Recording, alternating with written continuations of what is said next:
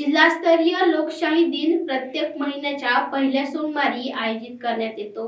जानेवारी महिन्यातील लोकशाही दिन सोमवारी म्हणजेच 1 जानेवारी 2024 रोजी जिल्हाधिकारी कार्यालयात सकाळी 12 वाजता होणार आहे। लोकशाही दिनासाठी लोकांचे अर्ज सकाळी 11 ते 12 या वेळेत स्वीकारण्यात येतील। नागरिकांनी आपले अर्ज दाखल करावे असे आवाहन उपजिल्हाधिकारी प्रभोदय मुळे यांनी केले। जिल्हास्तरीय लोकशाही दिनात अर्ज दाखल करताना तालुकास्तरीय लोकशाही दिनात अर्ज सादर केल्यानंतर 1 महिन्यानंतर 2 प्रती तालुकास्तरीय लोकशाही दिनाच्या अर्जाची पोहोच पावती सोबत जोडावी। जिल्हास्तरीय लोकशाही दिनात अर्ज दाखल करताना अर्ज विहित नमुन्यात असावा।